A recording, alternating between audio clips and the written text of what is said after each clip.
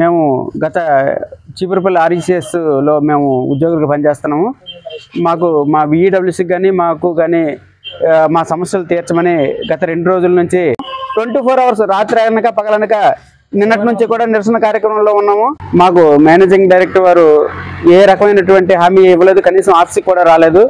మరి ఈరోజు కొంతమంది నాయకులు మాకు ఆఫీస్కి వచ్చి మా యూనియన్ నాయకులు కానీ మా సిబ్బందిని అందరినీ కూడా పిలిచి మీకు న్యాయం చేస్తాం చర్చలు జరిపారు. మీ ఎండీ గారితో మాట్లాడి మీకు ఏవైతే సమస్యలు ఉన్నాయో ఎండీ గారితో మాట్లాడి మేము సమస్యలు తీరుస్తామని చెప్పేసి మాకు చర్చలు కొంతమంది నాయకులు మాకు చర్చలకు పిలవడం జరిగింది.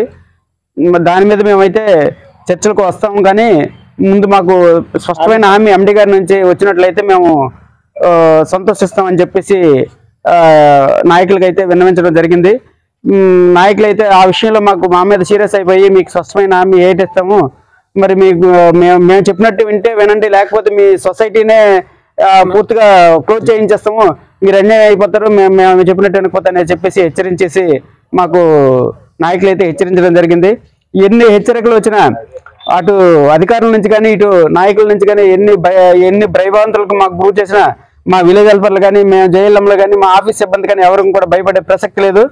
మేము ఏవైతే న్యాయబద్ధమైన కోరికలు ఉన్నాయో మా కోరికలు తీరేంత వరకు కూడా మేము ఒక పక్క డ్యూటీలు చేస్తూ ఒక పక్క నిరసన తెలియజేస్తూనే ఉంటాము.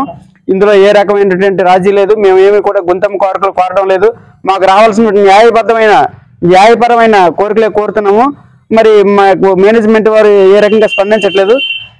మేనేజ్మెంట్ వారు వచ్చి స్పష్టమైన హామీ ఇచ్చి మా కోరికలు తీర్చేంత వరకు కూడా ఈ రకమైన సమ్మె కొనసాగుతూనే ఉంటుంది.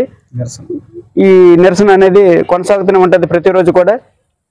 ఆ రకంగా అలాగని చెప్పేసి ప్రజలకు ఇబ్బందికి పెట్టి డ్యూటీలు మానేసి వాళ్ళకి కరెంట్ ఏదైనా పోతే మరమ్మతులు చేయకుండా అయితే మేము సమ్మె చేయము, నిరసన తెలియచేయము. ఒక పక్క డ్యూటీలు చేస్తూ ప్రజలకు సేవలు అందిస్తూ అది అయిపోయిన వెంటనే సేవలు అందించడం అయిపోయిన వెంటనే మళ్ళీ అక్కడ పని అయిపోయిన వెంటనే మళ్ళీ ఇక్కడికి వచ్చి మేము నిరసన తెలియచేయడం మా ఆర్ఈసీఎస్ ఎంప్లాయీస్ అందరం కూడా తెలియజేస్తూ ఉంటాము. రాత్రి కూడా మరి ఇక్కడే ఉంటున్నామండి. రాత్రిపూట కూడా మేము ఇంటికి వెళ్ళకుండా ఇక్కడే నిరసన రాత్రిపూట కూడా ఇంటికి వెళ్ళకుండా ఇక్కడే పడుకొని ఇక్కడే ఏదో టిఫిన్ ఏదో తినేసి ఇక్కడే నిరసన తెలియజేస్తూ ఇక్కడే రాత్రిపూట కూడా ఉంటున్నాము. మరి 2 రోజుల నుంచి కూడా మేనేజ్మెంట్ వారు మరి తగు చర్యలు తీసుకోలేదు.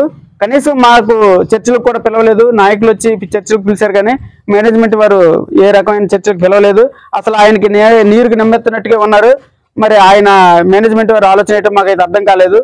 ఏది ఏమైనా ఎన్ని భయభ్రాంతులు గురి చేసినా ఏది చేసినా మేమైతే వెనక్కి తగ్గే ప్రసక్తి లేదు. మా న్యాయమైన కోరికలు తీరే వరకు మేము పోరాడుతూనే ఉంటాము. ఈ సభాముఖంగా తెలియజేస్తున్నాం.